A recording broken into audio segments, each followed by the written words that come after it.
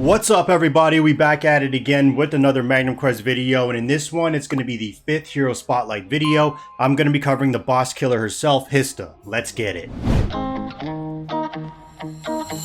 I've seen some comments asking for support heroes. One day I'm going to get around to them since I just started recently investing into the start map myself, such as Ion and Oshishi. As for gear set, there's really only one option that I would recommend for your glass cannon, all-out agility damage dealing heroes such as Hista, and that's the Ambush Assassin set. This set gives at 2 set pieces you're going to gain 12% crit, 3 set pieces you're going to gain 25% crit damage, at 4 set pieces you're going to gain 12% damage. The reason why I would go with this set is because it gives all the essentials: crit chance, crit damage, and damage percentage. Probably the best gear set in the game. The other set you could utilize if you have like bad luck with drop rates, whether that's from the Awakened Demon bosses, through your AFK reward chest, or the guild shop, is simply the Swift Not this time. It never happened. Hippogriff set. This set gives at 2 set pieces you're going to gain 8% HP, 3 set pieces you're going to gain 10% def, and then at 4 set pieces you're going to gain 12% attack. Definitely not even close to the ambush set, but you got to work with what you got. So for rune options, I only use Hista on bosses, that's it. I don't recommend her in chapter adventure, dungeon towers, or in PvP. She needs support, otherwise she's just going to die quickly, even with investment. There's much better options everywhere else, such as the Wild Faction Tower. You got Ares, Harry, Issy, Naomi, Rickers. I'm sure even people would say Gilla might be better due to her skill kit. So because of that, the only option I would suggest is the Red Attack rune. If you're new to the game, it's because you gain attack and critical damage over the duration of the fight. Because boss fights, your main goal is to survive to the end to net you the most damage. This is what works best for that. So for stats to be looking for on the rune stat order I'd go for is crit chance or crit damage. I suppose if you get attack ER, it's not bad. But you really want those raw stats to hit those big numbers. As for the rare stats, haste or steal, both serve a purpose. If you didn't know, these stats can only be rolled on the 5th slot of a gold rune. It's a very low chance, however, when you use them to re-roll onto another rune, it can go into any slot. Haste will bring you more damage as it increases Hista's attack speed, lowers skill cooldowns minus her ultimate, while Steel gives you basically Leech. They have some terminology issues in this game, but Leech and Steel are the same thing. This is going to improve her survivability, which results in more damage because she doesn't die as quickly.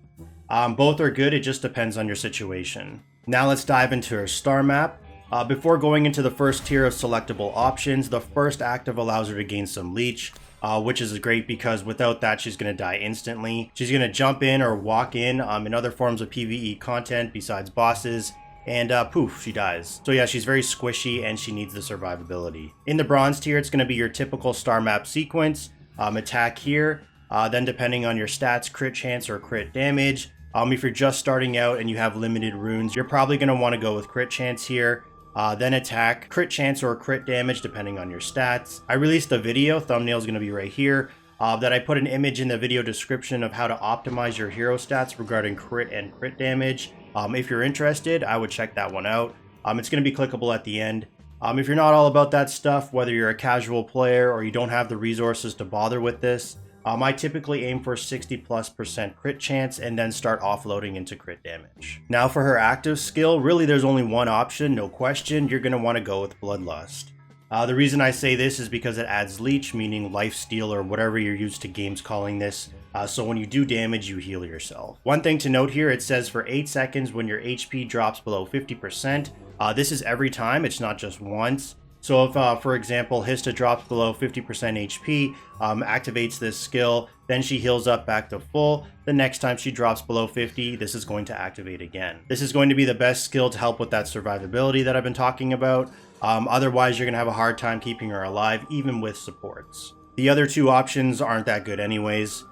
Moving over to the silver tier, similar to the bronze tier, attack here. Here is where I'm going to go with dodge. I just find it's a better overall stat compared to minus physical damage taken or crit damage res. Then attack here, crit or crit damage depending on your hero stats like I mentioned previously. Then attack. As for the third active skill, there's really no options as usual, so more damage when targets are below 40% HP. You're going to see this most prominent in the Puppet Wars as they have HP bars that are visible. Then finally the gold tier. Here I went with dodge, attack, haste, then crit or crit damage, depending on your stats. Here's where I see players vary. Some go with Fire of Hatred, which to me is the standard for boss DPSers, while others go for a torrential attack. It gives haste, and by now everyone knows haste is a crazy stat. So when I first finished my Hista star map, I noticed a huge damage spike when I picked Fire of Hatred. I'm talking about 300 to 400 million worth of damage extra. So it got me thinking, what if I actually picked Torrential Attack? They're both really good active skills, but what would net me the most damage? So before I could run the test myself, I woke up and then AZ had already done this. He showed me the screenshots. So he ran 3 fights, same gear, same rune, same setup, on the puppet boss Rickers, who is very RNG dependent because that hero stuns like crazy. He's a madman. But regardless, here are the results. This is Hista with Torrential Attack. So the first fight, as you can see here, she did 5.2 billion. The second fight, she did 4.9 billion. And then the third fight, basically, she did 4.9 billion again. This is going to average out to 5 billion damage. This is going to be Hista with the Fire of Hatred skill. The first fight, she did 5.9 billion. The second fight, she did 5.5 billion. And then the third fight, she did 5.5 billion again. So this is going to average out to around 5.6 billion. So as you can see, Fire of Hatred is miles ahead of Torrential Attack. Based off this testing, Fire of Hatred is the go-to for boss DPSers. And because that's all I use my Hista for, and I'm sure many do as well, that's what I'm going to recommend, simply due to the fact it's based off the target's max HP, and bosses do have a hidden HP value. It's just not publicly stated. Maybe it will be in future updates. Torrential Attack seems to be more PvP based, as haste will matter more there, as you want your attacks off faster than your opponents. Alright, so now let's get into the popular setups. As mentioned, the only PvE content I use her for is for bosses, and that's what I recommend her for, so that's what I'm going to be focusing on.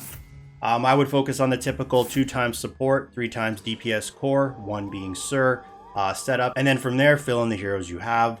I've done boss videos before, 1 for the guild boss Frostpeak, and then 1 for puppet bosses. I'm going to be doing an Awakened Demon boss soon. I've been just trying to organize everything and get the squad levels right for each level. So if you are interested, I do have those videos. I will probably have 1 clickable at the end. But the main go-to meta setup would be your choice of DPS, whether that's Fang, Vieira, Fabian, Ares, whoever you have that's strong, Cinia, and then Harry, Hista, and then Sir. You can fiddle around with the hero positioning, but always you're going to want to keep Sir in the corner pocket behind Cinia for direct heals to keep her up, hopefully for the entire fight. Harry is there to buff your DPS with his ultimate attack plus haste. Sir will be in her awakened state for probably 100% of the time, popping off damage while buffing DPS with attack. Cinia buffing DPS with attack and giving energy. And then it's Hista's party. Everyone is there to allow her to drop hundreds of millions, billions of damage. Then there's other setups I mentioned in the boss videos, so I highly suggest checking those out. Moving over to her skills, dual axe swipe. Hista deals AoE damage, meaning area damage. Each attack inflicts the bleed effect for 4 seconds.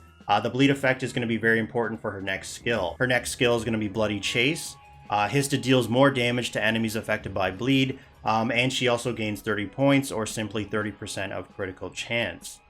This is very important to remember because this allows you to easier optimize for her stats, crit chance versus crit damage, which I'm going to get into after her ultimate. Lion's Leap deals damage and inflicts the stun effect.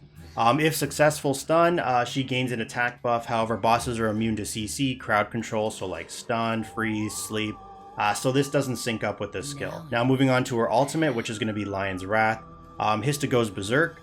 She gains 40 points of haste, 30% critical chance, and 25% attack, while every attack has a 25% chance to inflict the bleed effect. So 2 things to remember about Hista. Number 1, she's most likely going to have her bleed effect and her ultimate up 100% of the time on the boss based off the setup I run and what I showed earlier with the possible setups. And then number 2, with that in mind, she's going to be gaining 30% crit chance from her ultimate and 30% crit chance from attacking the bleeding target. You can use this as 60% to optimize your Hista. As I said earlier on, I did release a video on how to optimize your heroes with an image of crit chance versus crit damage value table to net you the most optimal damage. If interested, it will be clickable like I said at the end, and I'll also put the image in this video's description as well. Let's just quickly take a look at my Hista for example to give you a visual of what I'm talking about. So your goal here, and for any hero, is 100% crit chance. You want to be able to crit all the time to amplify damage with added crit damage. So with that 60% crit chance, it frees up star map stat allocation plus rune stat options to hit that 100% mark. Looking at my Hista stats, you can see I have 42% crit chance. With that 60%, I'm at 102% along with 344% crit damage. I'm pretty much optimized the best I can besides looking at the rune here and getting one more crit damage roll. I've probably tried 5 times so far to get that last slot crit damage and failed. So I pretty much gave up, and I'm going to wait to hopefully, they allow to lock in stats for a dragon shard cost to ensure I can reroll onto that slot. But I'm not going to hold my breath. But things like this are good to remember in regards to if their skills or their active star map skills provide crit chance as an example. She has overall a ridiculous skill kit and why she's a must-have if you're looking for those high boss damage numbers. So where does Hista rank in terms of ascension and importance priority for the Wild faction? So this is why you're going to typically see better Ascended Fangs over Hista, and the reason is because Wild have a lot of heavy hitters.